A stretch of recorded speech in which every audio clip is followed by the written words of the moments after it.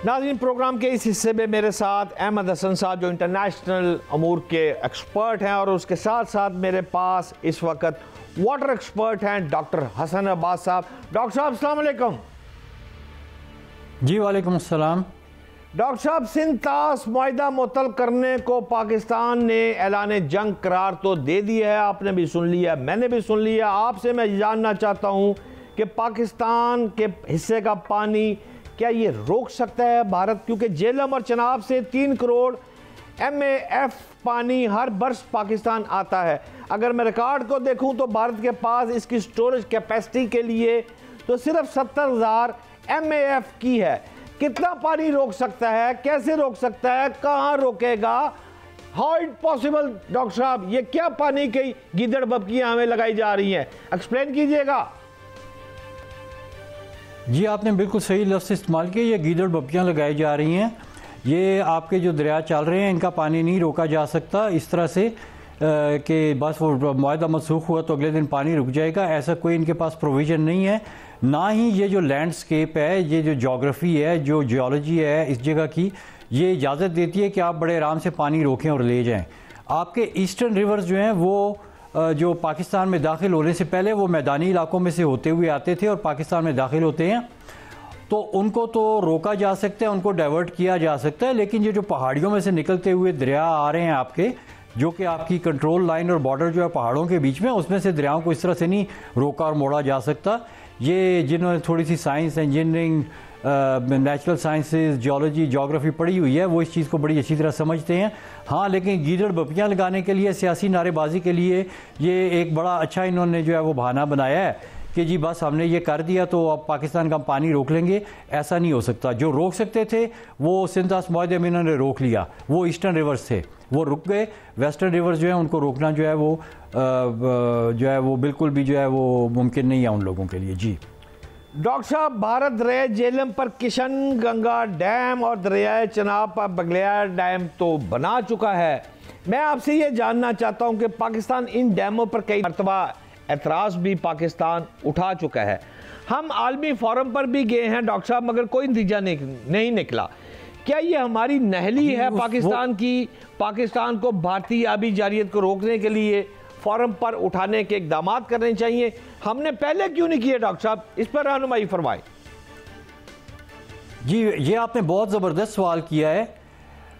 असल में जिस तरीके से सिंध तास मुआहिदा लिखा गया है उसमें ये बहुत बड़ा मसला है कि आप खुली आबी जारियत को, एक खुल्लम खुल्ला लोअर राइपेरियन के राइट्स को आप पामाल नहीं कर सकते। लेकिन इंडस वाटर ट्रीटी में इस पामाली को बहुत ज़्यादा कवर मिल गया है। ये हिंदुस्तान वालों ने कुछ इस तरह से लिखवाई है कि साफ सरीन जो चीज़ें इवन एनवायरमेंटल क्राइम्स हैं उनको ये ट्रीटी तहफ़्फ़ुज़ फराहम करती है। और ये ट्रीटी कहती है कि आप अपना कोई भी झगड़ा जो है वो अगर होता है पानी का तो वो आप अपनी ट्रीटी के हिसाब से सॉल्व करेंगे और ट्रीटी का जो दिया हुआ मैकेनिज्म है डिस्प्यूट रेजोल्यूशन का, आप उस पर चलेंगे।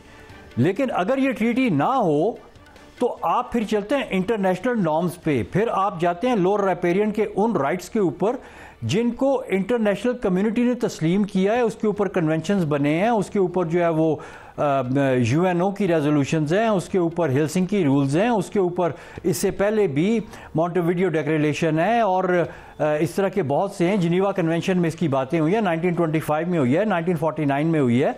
तो आपको बेशुमार प्रेसिडेंट इंटरनेशनल कवानीन मिलते हैं जिनके ज़रिए आप अपने आप को प्रोटेक्ट कर सकते हैं।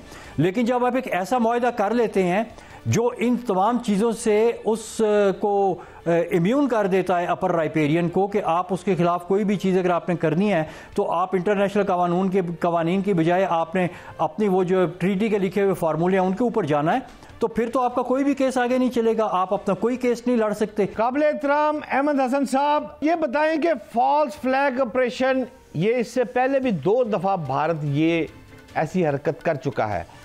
अब वक्त आ गया है कि डू एंड डाई पर चले जाएं और जो पाकिस्तान के लिए बेहतर है वो तो हमने करना ही करना है। लेकिन हमें ये लग रहा है कि भारत अब शरारतों से बाज नहीं आएगा और फिर एक त्यारा उड़ेगा और वह उसका जो पायलट होगा वो हमारे पास इंशाल्लाह चाय पी कर जाएगा। क्या कहेंगे सर?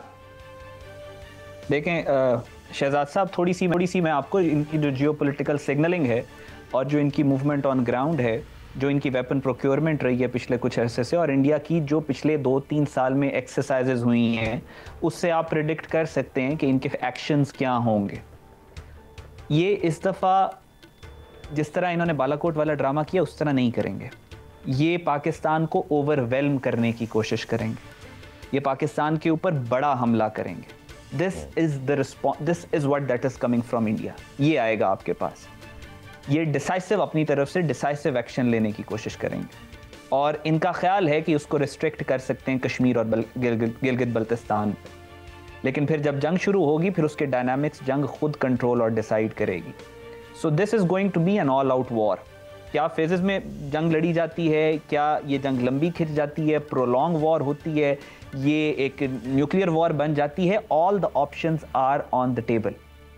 सो हम किसी चीज़ को जो रियलिस्टिक पॉइंट ऑफ व्यू से अगर हम देखें, there is absolutely no doubt एक मुसलमान होने की हैसियत से कि ये जंग हम जीतेंगे। लेकिन उससे पहले, जैसा मैंने कहा, एक आग और खून का दरिया है जो हमें पार करना पड़ेगा। अगले 4 से 5 दिन में जो इंटेलिजेंस की रिपोर्ट्स ये टेलीविजन के ऊपर अक्सर एनालिस्ट अपना एनालिसिस भी दे रहे हैं, और इंडिया की तरफ से भी जो सिग्नलिंग आ रही है, उससे पता यही चलता है that they are planning something very big and they are planning it within days. Rest assured कि पाकिस्तान इसका, जिसको कहते हैं कि 70 गुना ज़्यादा बदला चुकाएगा। This is going to happen. हम पिछले 70 सालों से, चाहे कुदरतुल्लाह शाह देख लें, मुमताज़ मुफ्ती देख लें, आप जितने बड़े स्कॉलर्स हैं वो देख लें, वो इस जंग का जिक्र करते आए हैं कि ये जंग होनी है, और अब it is just around the corner. Any time ये जंग फिजिकली, जंग वैसे तो शुरू हो गई है, लेकिन वो फिजिकल इन्वेजन जो है वो भी किसी भी टाइम हो सकता है। पानी वाला मसला, बाकी सारे मसले, फॉल्स फ्लैग, ये अब छोटे हो गए। अब आगे की गेम है, अब बड़ी गेम है। अहमद हसन साहब, भारतीय मीडिया पर जरा गौर मैंने भी किया, आपने भी किया होगा, वो तो बिल्कुल ही अपना दिमागी तवाज़न जो है इस वक्त लूज कर चुका है। क्या दिमाग खराब हो गया भारतीय मीडिया का? देखें, वो जब गीदड़ की मौत, सॉरी इंडिया की एग्जांपल है, जब कुत्ते की मौत आई होती है तो वो गीदड़ की तरह शहर की तरफ भागता है। वही मिसाल इस वक्त इंडियन मीडिया के ऊपर फिट हो रही है। इनकी मौत आई हुई है, इनको इनके जो बड़े सेंट्स हैं, उन्होंने, जिसको ये फॉलो करते हैं, इनके जो गुरु या पंडित शंडित जो भी इनका होता है, उन्होंने इनको बताया हुआ था कि ये होगा। योगी आदित्यनाथ ने, जो इंडिया का यूपी का चीफ मिनिस्टर है, बीजेपी के अंदर बहुत ज़्यादा कदावर शख्सियत है वो टैना, तो उसने पिछले दिनों ये बयान दिया है कि हम ग़ज़वा हिंद क़यामत तक नहीं होने देंगे। राइट, सो इंडियन जो बिलीफ सिस्टम है, उनको पता, अपनी तरफ से ये उस प्रोफेसी को प्रीएम्प्ट करने की कोशिश कर रहे हैं।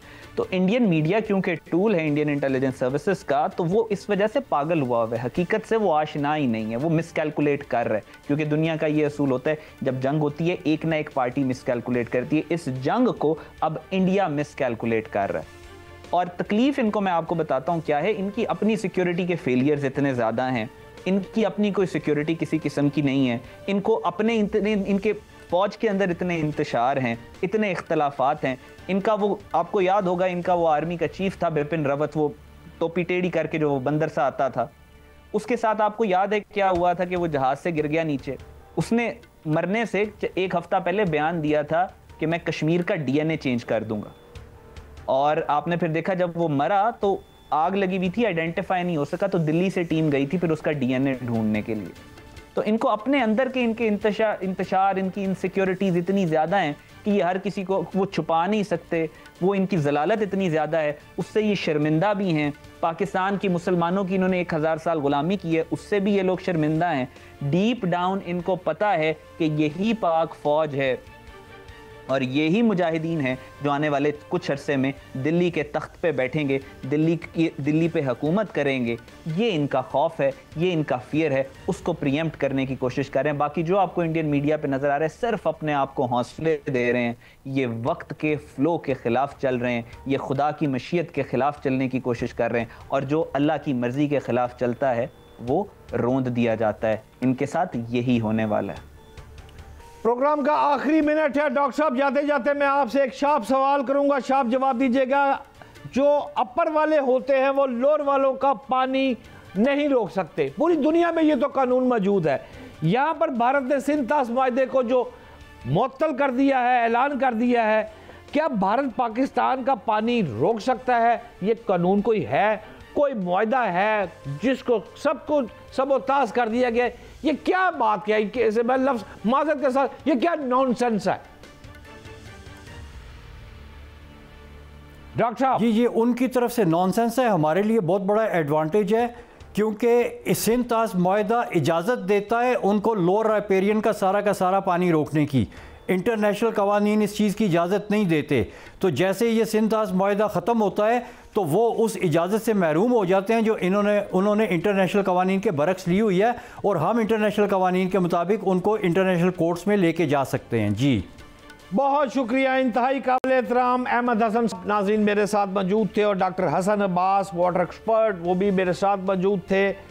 नाज़रीन बात सिर्फ इतनी सी है कि भारत की मौत आ गई है। मैं आपको दीवार पर लिख के देने को तैयार हूँ कि इसको समझ आ गई है कि आने वाले दिनों में जो सिपा सलार पाकिस्तान है और जिस तरह हमारे मिसाइल और हम तरक्की करते जा रहे हैं, भारत इससे खौफजदा हो गया है। और इस खौफ के आलम में जब उसकी मौत आती है ना गीदड़ की, तो फिर वो चढ़ता है। ये भारत पहला स्टेप वो लेगा क्योंकि उसको यकीन है कि हमारे मुजाहिदीन जो हैं वो दिल्ली के तख्त पर आने वाले हैं और दिल्ली के तख्त पर बैठने वाले हैं। ये असल वजह है भारत को जो परेशानी, जो मोदी की कांपे टांग रही है इस वक्त, और वो कभी सिंध तास मुआहदे पर चला जाता है, कभी हमले की बात करता है और जाकर छुपता है अपने भाई के पीछे, इसराइल के पीछे, कि शायद वो छोटा सा पपेट जो है वो इसके ऊपर आसर रखेगा और उसको बचा लेगा पाकिस्तान से। हम शरारत करने वाले नहीं, ना ही पाकिस्तान का मीडिया जो है वो झूठ पर मबनी है, जिस तरह भारत का तमाम मीडिया इस वक्त झूठ पर झूठ बोल रहा है। हम सीधी बात करते हैं, अमन से रहने वाले शख्स है, और ये कौम हमारी जो है ये अमन से रहना चाहती है। अगर भारत कोई अटैक करता है तो भारत याद रखना फिर तुम्हारी मौत है और तुम्हें इसका भरपूर जवाब दिया जाएगा।